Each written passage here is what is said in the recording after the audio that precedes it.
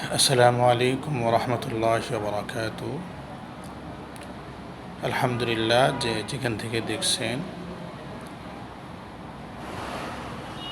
তাদেরকে সকলকে জানাই আন্তরিক মোবারকবাদ।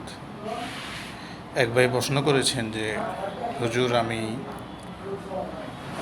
স্টুডেন্ট, আমি বিভিন্ন বাসায় টিউশনি করি। তো কিছু কিছু বাসায় ঈদের ছুটি আসলে, পরীক্ষার ছুটি আসলে, বড় ধরনের 8 দিন 10 দিন বা সপ্তাহখানিক এরকম ছুটির যদি কোনো মাস এরকম সামনে আসে, তখন তারা হুট করে আমাকে বেতনটা দিয়ে 10-12 তারিখের দিকে বেতনটা দিয়ে আস্তে করে মানা করে দেয় এই মাসে হুজুর পড়াটা অফ থাকুক। এখন সবচেয়ে বড় বিষয় হচ্ছে যে সবাইরই টাকা পয়সার প্রয়োজন। যে একজন ভাই যখন সে টিউশনি করতেছে, অবশ্যই টাকার জন্যই টিউশনি করতেছেন।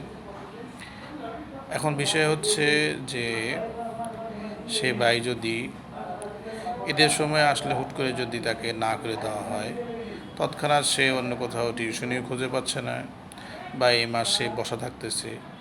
এই আল্লাহর বান্দা ঈদের ছুটি বা বন্ধের মধ্যে তার চলাচল করতে, পকেট খরচ করতে তার জন্য কষ্টকর হয়ে যায়। সেজন্য যারা আমরা এই সমস্ত কাজগুলি করি, একদমই না করা উচিত। আরেকটা বিষয় হচ্ছে যে একজন টিচারকে যদি আপনি সম্মান না করেন, একজন টিচারকে যদি আপনি মর্যাদা না দেন, তখন আপনার বাচ্চা তার কাছ থেকে কী বা শিখবে? আপনার তো উচিত তাকে অবশ্যই ঈদ উপলক্ষে তাকে বেতনটা দিয়ে দেওয়া, পারলে আরও কিছু তাকে বকশিশ দিয়ে দেওয়া বা কিছু হাদিয়া তাকে দিয়ে দেওয়া, যেন সে অন্তর থেকে একটা দোয়া করে। এটা ছিল আপনার পক্ষ থেকে তার জন্য ইহসানের রাস্তা দেখানো। বরঞ্চ আপনি সেটা না করে কি করতেছেন, উল্টা আরও বন্ধ করে দিচ্ছেন।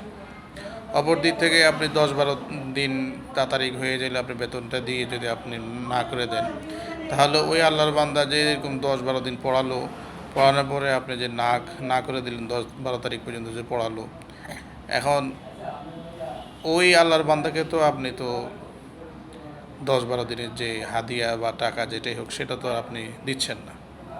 এটার জন্য সে যদি আপনাকে কিয়ামতের মাঠে যদি আপনাকে আটকেই রাখে যে আমি তার কাছে তার বাসায় পড়াইছিলাম, 10 দিনের টাকা আমি তার কাছে পাই, তখন আপনার জন্য কী অবস্থা হবে?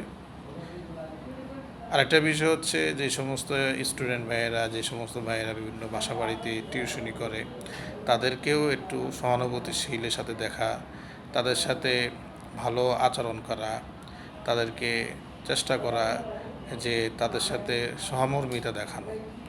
এই গরমের দিনে অনেক দূর থেকে যায়, ঘামায় টামায় যায়, যদি আপনি তাকে এক গ্লাস ঠান্ডা পানি দেন, তার অন্তর থেকেও তো একটা দোয়া আসবে।